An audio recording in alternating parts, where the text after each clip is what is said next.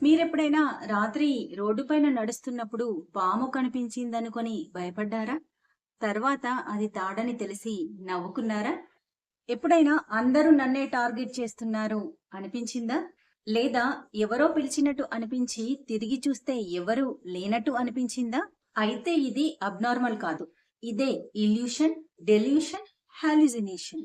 ఈ మూడింటి మధ్య ఉన్న తేడా మనం తెలుసుకోలేకపోతే మన జీవితాన్ని మనమే కష్టం పాలు చేసుకున్న వాళ్ళు అవుతాం. ఈ వీడియో చివరి వరకు చూసేసరికి మీ మనసు ఎలా పనిచేస్తోందో మీకే ఒక క్లారిటీ వస్తుంది. ఈరోజు మనం ఒక చాలా ఇంట్రెస్టింగ్ టాపిక్ గురించి మాట్లాడుకోబోతున్నాం. మన కళ్ళు నిజంగానే మనల్ని మోసం చేస్తాయా? మన మనసు మనకు అబద్ధం చెప్తుందా? ఎందుకు లేనివి ఉన్నట్టుగా అనిపిస్తున్నాయి? ఇవన్నీ జరుగుతున్నాయి అంటే మనం అబ్నార్మలా? లేక నార్మల్ మనుషులమేనా?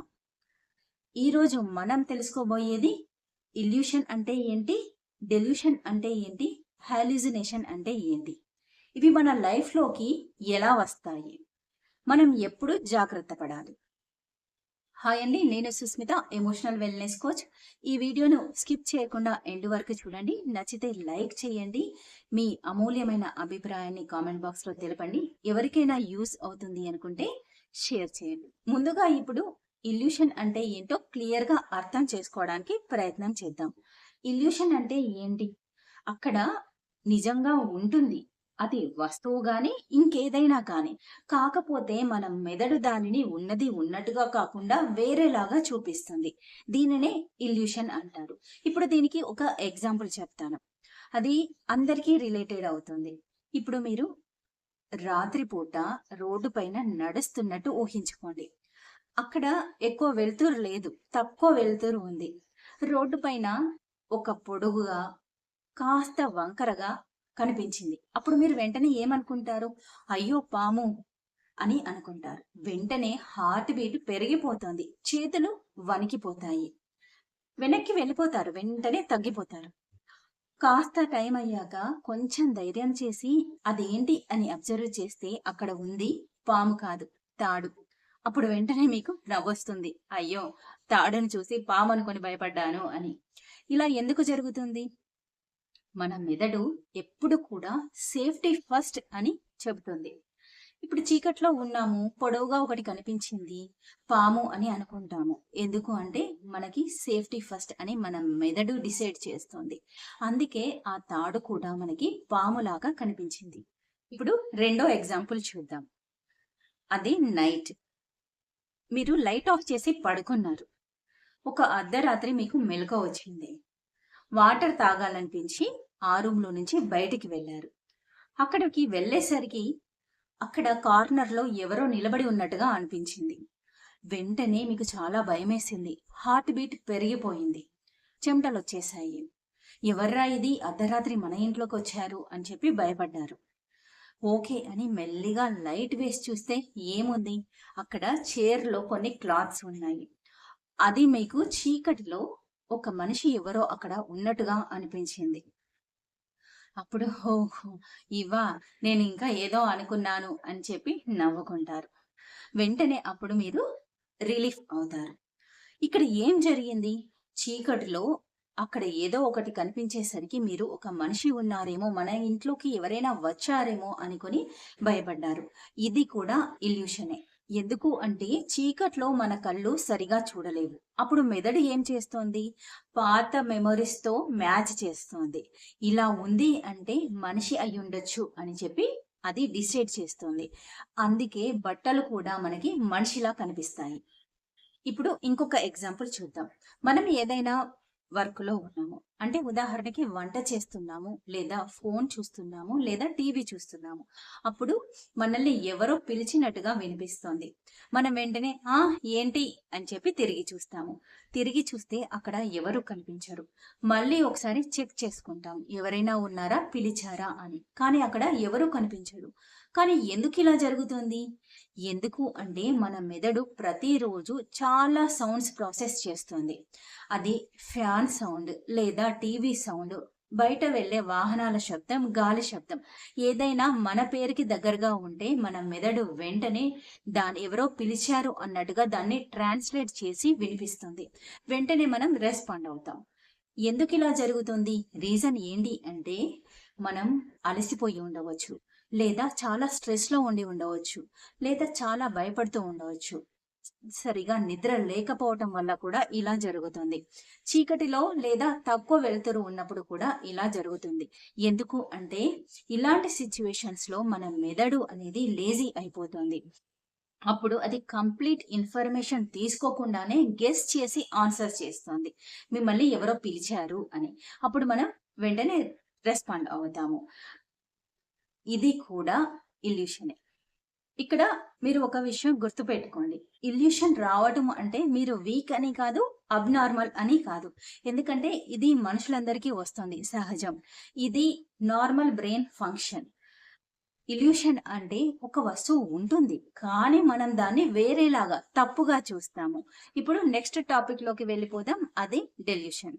ఇప్పటి వరకు ఇల్యూషన్ అంటే ఏంటో తెలుసుకున్నాము. ఇప్పుడు రెండవది డెల్యూషన్. ఇది కాస్త డేంజరస్ టాపిక్. డెల్యూషన్ అంటే ఏంటి? ఇప్పుడు అక్కడ ఏది జరగకున్నా, అక్కడ ఏం లేకున్నా కూడా అదే నిజం అని పట్టుకొని కూర్చోవటం, దాన్ని మార్చుకోలేకపోవటం. ఉదాహరణకి ఒక అతను ఉన్నారు. ఆయన ఆఫీస్లో ఉన్నా, ఫ్రెండ్స్తో ఉన్నా, లేదా ఫ్యామిలీ మెంబర్స్తో ఉన్నా ఆయన ఎలా ఫీల్ అవుతూ ఉంటారు అంటే, నేనంటే ఎవరికీ ఇష్టం లేదు, నేనంటే అందరూ నెగ్లెక్ట్ చేస్తారు, నన్ను పట్టించుకోరు, నాపై కుట్ర చేస్తున్నారు అనే నమ్మకంతో ఉంటారు. కానీ అది నిజం కాదు. నిజానికి అందరూ ఆయనతో నార్మల్గానే ఉంటారు. ఇప్పుడు ఎగ్జాంపుల్కి ఆయన ఎక్కడికైనా వెళ్ళారు అనుకోండి, అక్కడైనా ఎవరైనా నవ్వితే ఆయన ఏమనుకుంటారు అంటే వాళ్ళు నన్ను చూసే నవ్వారు, నా గురించే నవ్వుతున్నారు అని ఫీల్ అవ్వటం. నెక్స్ట్, ఎవరైనా బిజీగా ఉండి సరిగా మాట్లాడకపోతే కావాలనే నన్ను అవాయిడ్ చేస్తున్నారు అని ఫీల్ అయిపోతూ ఉంటారు. ఇదే డెల్యూషన్. అంటే ఒక నెగటివ్ థాట్ రిపీట్ అవుతుంటే అదే బిలీఫ్గా మారిపోతుంది. అప్పుడు మనం నిజం ఏంటి అనేది గ్రహించలేకపోతాం. ఇప్పుడు ఇంకొక ఎగ్జాంపుల్ చూద్దాం. ఒక వ్యక్తి ఇలా అంటూ ఉంటారు, నేను చాలా గొప్ప వ్యక్తిని, దేవుడు నాకు స్పెషల్ పవర్స్ ఇచ్చారు, ఫ్యూచర్లో ఏం జరగబోతుందో నేను చూడగలను, నేను ప్రాబ్లమ్స్కి సొల్యూషన్స్ ఇవ్వగలను అని చెప్పి ఆయన చెప్తూ ఉంటారు.